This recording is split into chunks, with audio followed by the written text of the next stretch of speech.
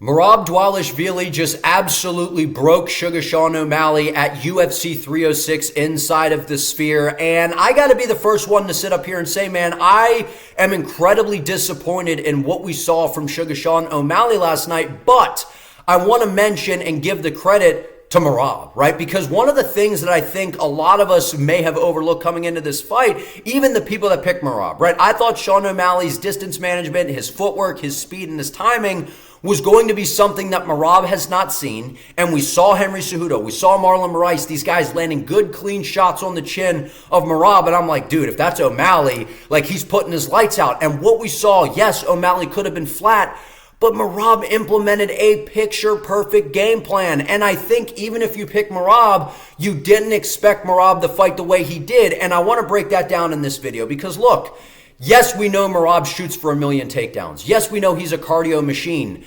But we saw bits and pieces of that in this fight. This was the most strategic Merab that we have ever seen. And what I mean by that, guys, look, we know Merab is usually a guy like against Petr Yan. He shot 50 takedowns. He's going to shoot for a gazillion takedowns. He's going to keep spamming them over and over and over again.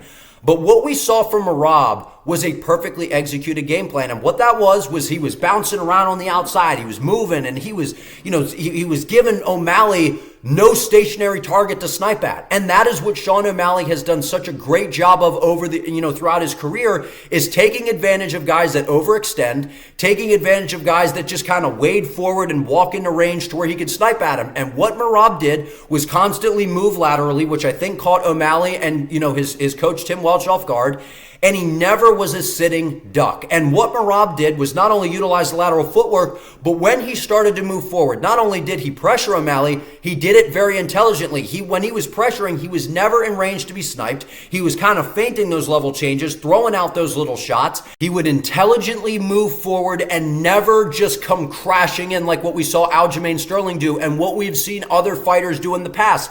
They start to kind of head off O'Malley, get close to him, and then they get excited and aggressive and they rush in. That's when they get caught. Merab never gave Sean O'Malley those windows of opportunity in this fight. Until the 5th round, we saw Sean O'Malley start to throw those teeps up the middle, which I thought Sean was going to use early on in the fight. That is one of his best weapons. We've seen even Conor McGregor. I referenced how McGregor against wrestlers throws that good teep up the middle because it's hard to catch and take someone down off of that, right? When you throw a leg kick, you can catch it. A body kick, you can catch it and take him down. O'Malley just wasn't utilizing that tool. And so he was never making Merab pay for getting close. And Merab had an absolutely picture-perfect game plan by moving side to side, not being a stationary target, not recklessly closing the distance, not chasing O'Malley, not getting desperate. And the other thing that he did that was spectacular, he didn't spam takedowns. And I think that coming into this fight, we're like, oh, well, if Merab's going to win, he's just going to spam 50 takedowns and O'Malley's going to have to keep defending. Merab picked instead of picking his shots, like how we say with a good striker, they're like, oh, he picked his shots. He waited. He sniped at him. Merab picked his takedowns. He picked his takedowns. He was not spamming 50 million because if you do that, you're leaving yourself open to being countered. And that is what Merab did such a great job of. He knew if I'm going to shoot a takedown, not only do I have to be patient, but when I get that takedown, I need to work off of it and I need to be, I need to do as best as I can with it. And then if O'Malley gets back to his feet, get back to space. Don't just stand in front of O'Malley because after the takedowns, when a striker gets back to their feet, they tend to be aggressive. We've seen Izzy do that. We've seen Poatan do that because you're tired from the takedown. The thing about Merab, he's never tired, man. He never gets tired. He keeps moving forward. I thought that the game plan that Merab implemented was not only brilliant, but he was disciplined, he was patient, and it was a controlled chaos version of Merab because in order for him to win this fight, he was going to have to do that because if he came into this, he got desperate, if he decided to get reckless, those were going to be the opportunities for Suga Sean to capitalize.